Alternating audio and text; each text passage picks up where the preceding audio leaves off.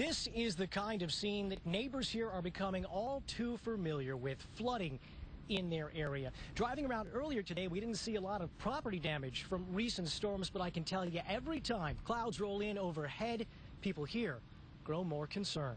The scene behind me continues to develop. As you can see, IDOT has called in heavy machinery to lift up a semi so they can extract a car from underneath. Let's turn your attention right over this way. You can hopefully see in the background area the helicopter that's buzzing the Chicago River. Earlier today, police did tell us that they were just trying to be thorough with their overall investigation. I want to walk over here now to show you some of the most severe damage that we have seen. A tree in the background blocking off any cars from coming in. They were not able to address every area in this community, like the one behind me, which we are told rides like a washboard. And Chicago is tending to more of these spots than ever before. Fortunately, there are no injuries to report about this evening, but the U.S. Coast Guard tells us they will be shutting down a portion of the river below from around now until at least 9 tomorrow morning. That's so crews can tend to the barge below. It is partially submerged, and workers are trying to determine why. For a few hours, the flow of traffic near the Lake Street Bridge pulled over. There's dozens. It wasn't for police. It was for what was seen down below. Somebody's getting fired for that for sure. A barge once hosting clay from a construction project began to sink. People nearby heard a loud boom. It started sinking. You saw bubbles, just bubbles, and it was sinking. You guys basically have been eating lunch, watching the barge go down? Pretty much, yeah. Chris Morano and his friends had a view of the vessel. It is described as almost as long as a football field and as wide as a city street. The barge slowly took on water as it may have taken on a battle with physics and lost. I would say the dirt was the most focused, like in the middle. It cracked right in the center and started sinking. Maybe they just put too much weight in one bad spot.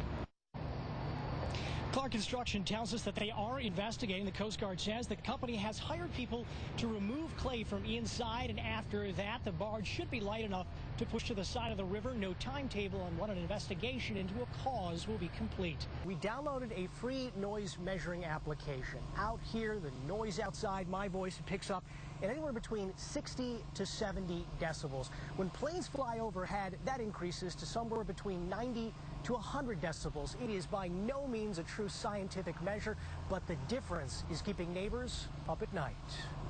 We live a beautiful life here. But some in Itasca say that's only possible with the volume turned off.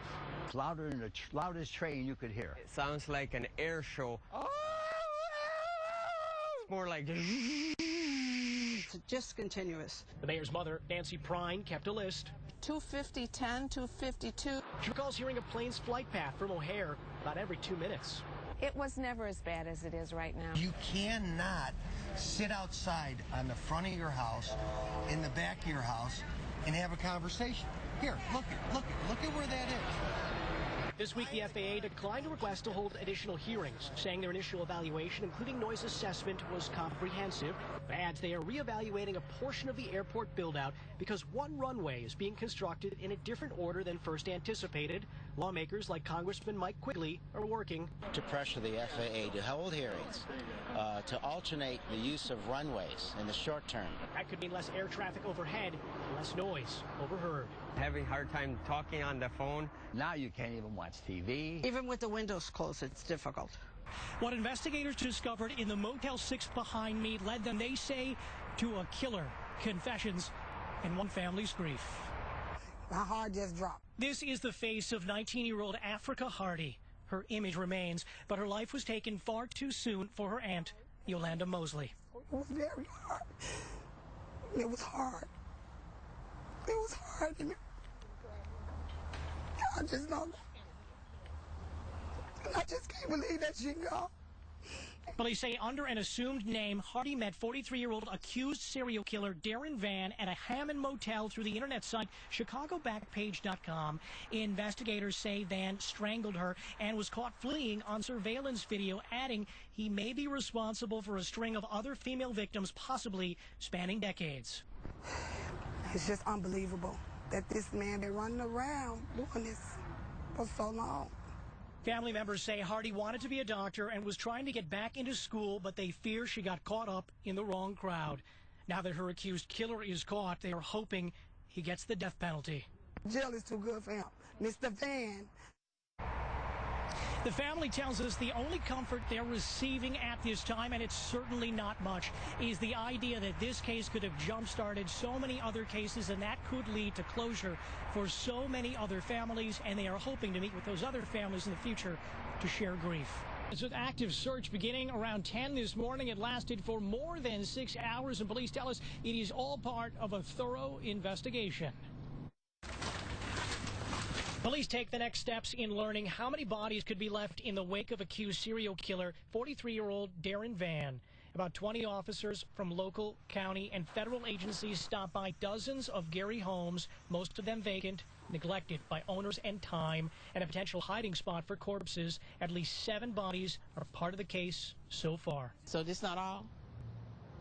There may be more. Wow. Jules Jackson knows Vann and knows investigators searched the home next to hers. A bone was found in that house, but after inspecting it, investigators determined it was not from a human.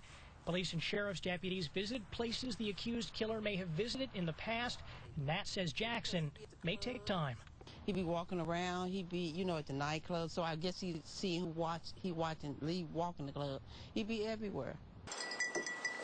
In an effort to speed up the search, officers called on a 9-year-old border collie named Wiley. The cadaver dog tried to pick up scents from suspicious homes. Gary's mayor indicated local police were no longer pursuing specific leads to find more victims, but officers say the process is a way to dot the I, cross their T's in the word investigation. I hope some of the family find some closure.